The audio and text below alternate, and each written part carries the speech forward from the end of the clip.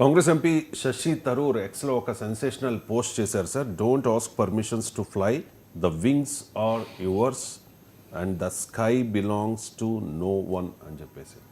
So ఎవరు ఎగరాలనుకుంటున్నారు, ఎవరు తన రెక్కల్ని విరవాలని అనుకుంటున్నారని శశి థరూర్ అనుకుంటూ ఉన్నారు సార్. అది Shashi Tharoor is very good at poetry. So he wants to fly. ఎవరు ఆపుతున్నారు? ఆయన ఎక్కడికి ఫ్లై కావాలనుకుంటున్నాడు? ఆల్రెడీ బీజేపీ వైపు ఫ్లై అవుతున్నాడు. ఆయన రెక్కల్ని ఎవరు విరగొడుతున్నారు? కాంగ్రెస్ పార్టీ ఓకే ఫ్లై అని కూడా అనేసింది ఆల్రెడీ.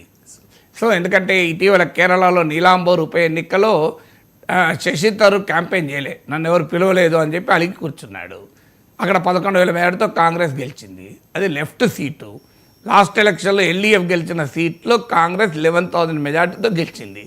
శశి థరూర్ అనుకున్నాడు, నేను ప్రచారం చేయకపోతే కాంగ్రెస్ ఓడిపోతుందని అనుకున్నాడు. బీజేపీ అభ్యర్థికి డిపాజిట్ గల్లంత అయింది. బీజేపీ అభ్యర్థి గత ఎన్నికల్లో వచ్చిన ఓట్లు కూడా రాలేదు. So Shashi Tharoor is irrelevant అని కేరళ ఓటర్ తీర్పు చెప్పాడు. అందువల్ల ఈ కెన్ ఆల్వేస్ ఫ్లై. సో ఆయన ఎవరు అడుగుతున్నారు? అందుకే కాంగ్రెస్ కూడా లైట్ తీసుకుంది. ఇప్పుడు అందుకే మల్లికార్జున్ ఖర్గే స్టేట్మెంట్కు కౌంటర్గా ఈ మాట అన్నాడు. మల్లికార్జున్ ఖర్గేను ఎవరో అడిగితే విలేకరులు అడిగితే ఏమన్నాడంటే, మేము ఆపరేషన్ సింధూర్ సమయంలోనూ పహల్గామ్ దాడుల సమయంలోనూ కంట్రీ ఫస్ట్ అనే వైఖరి మేము తీసుకున్నాము. అందుకే నరేంద్ర మోడీ ప్రభుత్వాన్ని పూర్తిగా సమర్థించాం. అఖిలపక్ష మీటింగ్లో కూడా మీరు ఏ చర్య తీసుకున్నా మీ వెనకాల మేము ఉంటామన్నాం. మల్టీ పార్టీ డెలిగేషన్లో కూడా అన్ని ప్రతిపక్ష పార్టీలు జాయిన్ అయ్యాయి. సో మేము కంట్రీ ఫస్ట్ అన్నాం, కానీ కొంతమందికి మోడీ ఫస్ట్ అంటున్నారు. సో శశి థరూర్కు కంట్రీ ఫస్ట్ అయితే కాంగ్రెస్ పార్టీ ఎందుకు అభ్యంతరం చెప్తుంది? శశి థరూర్ మోడీ ఫస్ట్ అనే కార్యక్రమం మొదలుపెట్టాడు. సో పెట్టిన తర్వాత కాంగ్రెస్ పార్టీ ఏం చేస్తుంది? లైట్ తీసుకుంటుంది. లైట్ తీసుకుంటే నా రెక్కలు ఎవరు విరక్కొడుతున్నారు? ఎవరు విరక్కొడుతున్నారు?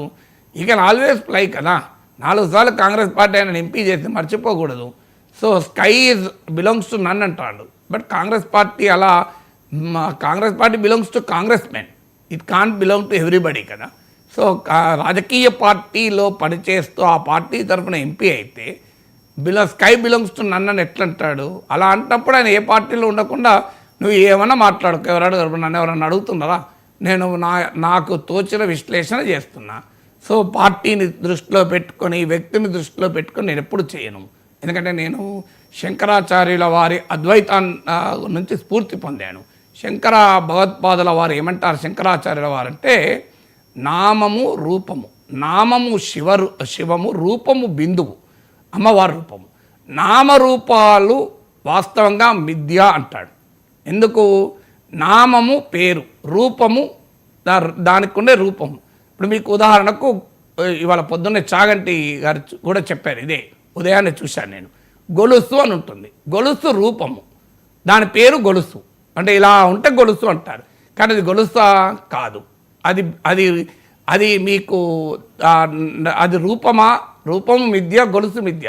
వాస్తవం ఏంటి? అది బంగారం. కానీ బంగారం అని అనం, దాన్ని గొలుసు అంటాం. అంటే నామము రూపము మిథ్య, పదార్థము వాస్తవం. వాస్తవం ఏంటి? గొలుసు, బంగారం. సో అందువల్ల ఎప్పుడు కూడా ఒక వార్తను పార్టీ, వ్యక్తులు, దాని హెడ్లైన్లు, దాని లోపల ఉన్న అంశాలకు కాదు, లుక్ బియాండ్ న్యూస్. శంకరాచార్యుల వారి అద్వైతాన్ని న్యూస్ ఎనాలిసిస్, వార్తా విశ్లేషణకు అన్వయిస్తే అర్థమయ్యేది ఏంటంటే కనిపించని కోణాన్ని కూడా చూడాలి. ఇక్కడ కనిపిస్తున్న కోణమే. శశి థరూర్ విషయంలో కనిపించని కోణం కూడా అవసరం లేదు. కనిపిస్తున్న కోణం ఏంటి? కాంగ్రెస్లో ఉండి బీజేపీ భజన చేయాలనుకుంటున్నాడు. చేస్తే ఏ పార్టీని ఎందుకు అంగీకరిస్తుంది? Yes, freedom to fly, let him fly in to BJP camp. ఎవరొద్దంటున్నారు? నీకు నచ్చకపోతే కాంగ్రెస్, ఒకవేళ మీరు రావణాసురుడు అనుకుంటే తాను విభీషణుడై వెళ్ళి రాముని వైపు ఫ్లై అయ్యాడు కదా, నువ్వు కూడా వెళ్ళు. బీజేపీ రామరాజ్యం అనుకొని కాంగ్రెస్ రావణ రాజ్యం అనుకుంటే కాంగ్రెస్ వదిలి వెళ్ళు. పొద్దున్న లేసి కాంగ్రెస్లో ఉంటూ రోజు మోడీ భజన చేస్తే ఏ పార్టీని ఎందుకు ఒప్పుకుంటుంది? బీజేపీ ఒప్పుకుంటుందా? బీజేపీలో కూడా అలా భజన చేసిన వాళ్ళు, వేరే పార్టీ సంబంధించిన వాళ్ళు పీక్ బయటపడేలేదా? కాంగ్రెస్ కనుక ఇన్ని రోజులు ఒప్పుకున్నది, బీజేపీ అయితే నెక్స్ట్ డే పంపిస్తుంది, ఇంకొక రోజు కూడా ఉంచుకోదు. సో అందువల్ల రాజకీయాల్లో నువ్వు ఎంత మేధావైనా కావచ్చు. Shashi Tharoor is a great intellectual. I love his writing, I love his speeches. కానీ పాలిటిక్స్లో నువ్వు if you want to fly, you should not have your wings in somebody's house. నువ్వు రెక్కలు ఒక చోట కట్టివేయబడితే ఎట్లా? నువ్వు నిజంగానే if you want to fly fly. ఎవరు అభ్యంతరం చెప్తున్నారు? స్కై బిలాంగ్స్ టు నన్ అంటే ఎట్లా? స్కై కాంగ్రెస్ పార్టీలో ఉన్నప్పుడు it belongs to Congress men. నువ్వు వేరే వాళ్ళకి ఎలా ఉంటుంది? కాంగ్రెస్ ఇది ఓపెన్ స్కై అంటే ఎట్లా?